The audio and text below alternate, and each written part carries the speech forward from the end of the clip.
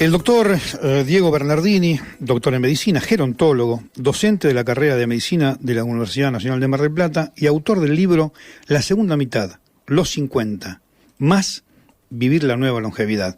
Doctor Bernardini, buen día. Daniel Ferro y Eugenia Martínez, los saludamos desde Mitre, Mar del Plata, el verano menos pensado. ¿Cómo le va? ¿Qué tal, Daniel? ¿Qué tal, María Eugenia? Buenos días. Buenos días.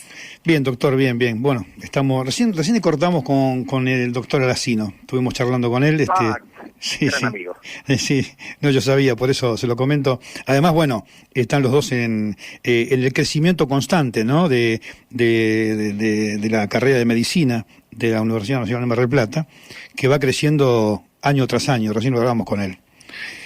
Sí. Doctor, más allá de todo lo que se dijo, su reflexión por la pandemia en el mundo y fundamentalmente con los adultos mayores. Bueno, varias cosas. Lo primero es intentar llevar tranquilidad, sabiendo que esta es una situación que va a pasar, que tenemos que atravesar, pero que va a pasar y que la vida va a seguir. En segundo lugar, saber que lamentablemente hubo errores que se cometieron. El primero de ellos creo que fue frases como seguramente ustedes escucharon: tranquilo, esto es de viejos, esto mata solamente a las personas mayores. Y eso no es más que una muestra primero de discriminación, de una discriminación que es brutal, que en definitiva vamos a sufrir todos el día de mañana, porque vamos todos estadísticamente a llegar a personas mayores. Pero segundo, porque no estamos dejando de ver que frente a esta situación somos todos susceptibles, porque estamos hablando de un virus nuevo, claro, que no reconoce edades. Es cierto, las personas mayores estadísticamente hoy sabemos que son las más afectadas, pero se ha construido una cultura de miedo muy desmedida en relación a esto. Las personas mayores son personas que ya de por sí, en general, suelen estar en una situación de vulnerabilidad. Y este miedo se ha instalado en su propia vida, llevando muchas veces al pánico. Entonces, yo creo que es momento de entender que somos todos susceptibles, que las personas mayores son personas que efectivamente están en una condición de vulnerabilidad, pero que siguen siendo personas con derecho hasta el último día de su vida. Personas con derecho a ser tratadas de la misma forma que el resto de las personas, a recibir los mismos cuidados que el resto de todos nosotros podríamos tener, y por supuesto a no ser víctimas de una discriminación desmedida como la que se ha inclusive se está viendo. Sí, verdad. Nosotros tenemos a unos oyentes, siempre nos escribe Rufino Illescas, que está en un geriátrico, y dice: como mis compañeros no tienen teléfono, yo pongo mi teléfono y ellos los escuchan a ustedes. Y creo que esto es muy importante desde el punto de vista anímico, ¿no? Con la gente, acompañarla, porque cuando uno llega a cierta edad y se lo discrimina, como usted recién acaba de decir, es muy doloroso, muy doloroso. Y me parece que en lo que podemos ayudar desde lo anímico es muy importante también para estar mejor armado ante una situación que puede venir alguna enfermedad, ¿no? Cuando uno está bien, por lo menos soporta mejor las cosas. Sí, esto es fundamental. Usted lo acaba recién de mencionar. Que estemos encerrados, que estemos en una situación de aislamiento, no significa que estemos incomunicados. Claro. La comunicación es fundamental porque de alguna manera nos mantiene conectados con todo un mundo que hoy, desde el punto de vista de lo que significa lo presencial, está suspendido, por llamarlo así. Y es importante también entender que estas medidas de aislamiento no son un castigo, son una medida de prevención, claro, porque hoy sabemos que efectivamente da resultado, que es el distanciamiento social. Entonces, aquí también hay unas cuestiones que son interesantes aclarar, e inclusive con las que ya estamos trabajando con la Escuela Superior de Medicina en relación a comunicación responsable, ¿no? Una cosa es la persona mayor que vive sola en su casa. Otra situación son las personas mayores que viven en lo que llamamos hogares intergeneracionales, donde están los nietos, los hijos, ¿no? Donde hay otros familiares bajo el mismo techo. Y otra situación es la que usted mencionaba, las personas que están en instituciones de cuidados de larga estancia, lo que son los geriátricos, las residencias, los asilos, e inclusive algunos hospitales. Entonces, son tres escenarios diferentes, pero siempre con un denominador común, que es la persona mayor como persona vulnerable. Entonces aquí, si usted me pregunta las medidas que deberíamos, sí, al menos de base, sostener, es primero mantener la comunicación. Como le decía, estar aislado no significa estar incomunicado. Tenemos muchos recursos más allá de la televisión, las redes sociales, los teléfonos. Es una oportunidad para poder aprender a manejar nuevas tecnologías, y esto también es importante porque cada vez las personas mayores, al contrario de lo que pensamos, se vuelcan más a las nuevas tecnologías. Es importante que mantengamos las rutinas. A veces, cuando estamos todo el día dentro de casa, digamos, alteramos un poco los ritmos de la comida, los ritmos de la higiene. Inclusive, mire usted, me han llamado esta semana varios pacientes o familiares de pacientes diciendo que las personas mayores están teniendo problemas para dormir, para descansar. Claro, porque habitualmente uno sale, maneja otros horarios, maneja también otro tipo de actividad física. Hay una rutina ya prefijada a lo mejor, ¿no? Exactamente. Entonces nosotros estamos en casa, nos sentamos a ver la televisión y de repente esa persona mayor se pega una siestita, una cabeceadita de 10 minutos, que quizás a los más jóvenes no nos impacta tanto, pero a las personas mayores les cambia el ritmo de sueño. Entonces esa persona, que por ser mayor ya duerme poco, menos cantidad de horas, que tiene un sueño más liviano, se ve afectado en su descanso nocturno. Entonces es muy importante mantener las rutinas, es muy importante animar a participar en actividades dentro de la casa, actividad física, actividad intelectual. Es muy importante manejar o garantizar un abastecimiento no solo de alimentos, sino de medicaciones, que esto es importante. Los médicos estamos teniendo, y esto me consta, porque mis colegas de la cátedra ahí de la facultad, de la Escuela Superior de Medicina, están teniendo mucha demanda en lo que es la atención médica telemática, a través de teléfonos, a través de plataformas, de computadoras. Claro. Esto tenemos que hacerlo. Y las personas mayores tienen que entender que no es momento para ir al médico, tampoco es momento para ir al banco, y esto también lo tienen que entender el sector privado, los bancos, el sector público. No es posible que se siga pagando, se piense pagar jubilaciones y otro tipo de cuestiones en un día, en 2 días o en 3 días, como habitualmente se hacía, generando colas de personas mayores en la vía pública. Tenemos que hacerlo de manera escalonada, tenemos que garantizar esa distancia social. Entonces, esto es un esfuerzo colectivo, y es un esfuerzo colectivo que va a dar sus resultados, porque tenemos que ver lo que está ocurriendo en lugares donde la situación epidemiológica es diferente, como los distintos países de Europa o como lo fue China hace un tiempo atrás.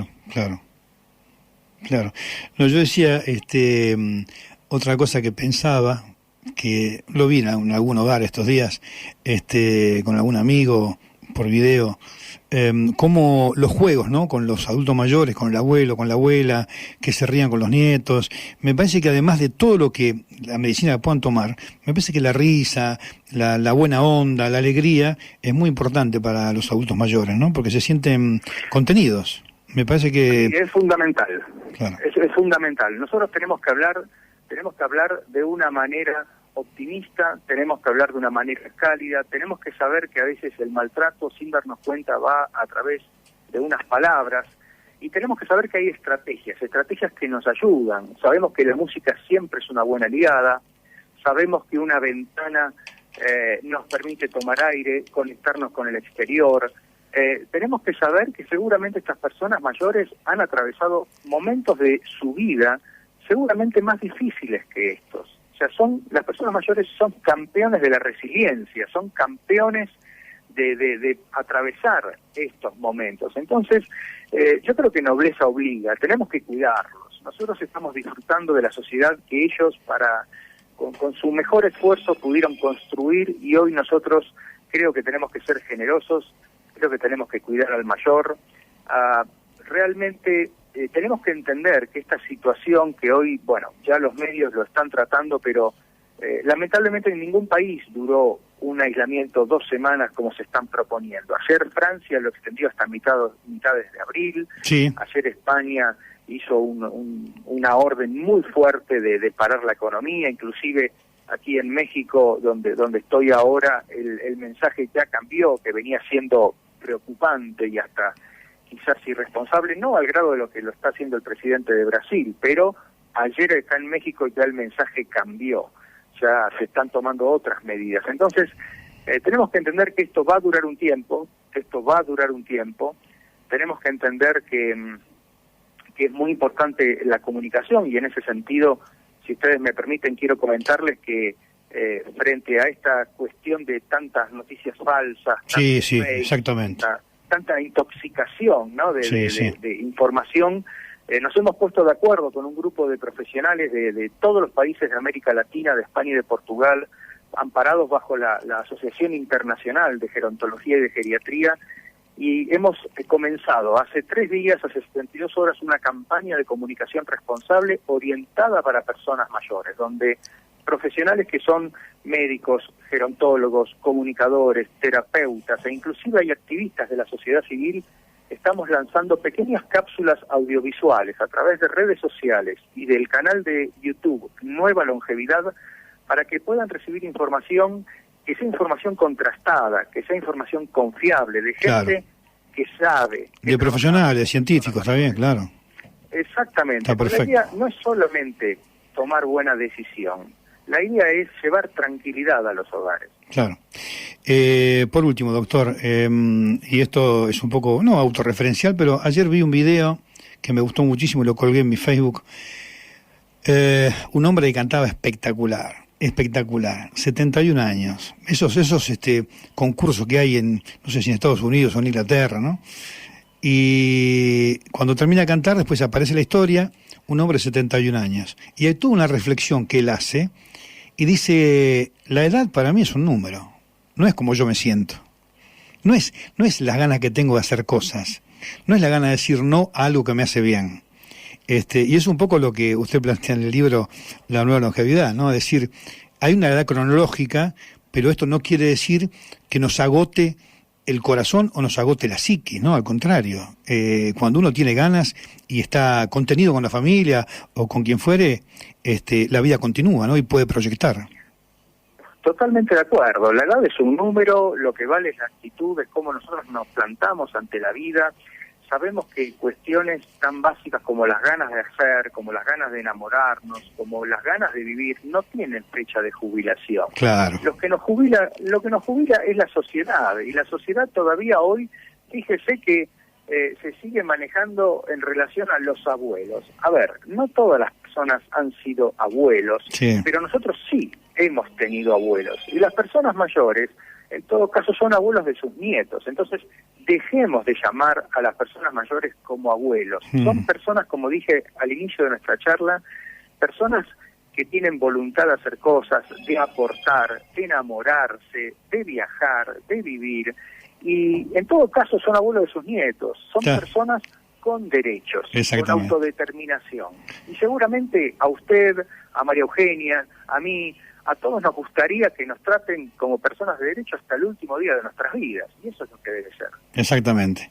Doctor, fue un gusto hablar con usted, ¿eh? La verdad que reconforta porque uno empieza a conocer un montón de cosas que por ahí no las ve en el trato diario, ¿no? Esta vorágine que a veces nos cuesta vivir en una ciudad tan importante, ¿no? Sí, realmente esta crisis que estamos viviendo es una crisis que es muy compleja, porque nos agarra con una crisis de salud, pero también nos agarra con una crisis económica, que es lo que va a llegar más tarde, y sobre todas las cosas, que es lo que usted refiere, con una crisis de liderazgo. Realmente el liderazgo es brutal, la falencia, las carencias que hay en nuestros líderes para poder transmitir tranquilidad y para poder gestionar esta situación, que no es fácil, no es fácil, que nadie está preparado, pero por algo están en posiciones de liderazgo. Entonces hay que asumir la responsabilidad. Y si no, que se vuelvan a su casa. Bien, doctor, gracias por haber compartido con nosotros el espacio de Verano Menos Pensado. Muy amable. Un abrazo fuerte. Daniel, María Eugenia, que tengan buen día. El doctor Diego Bernardini estuvo aquí en el Verano Menos Pensado.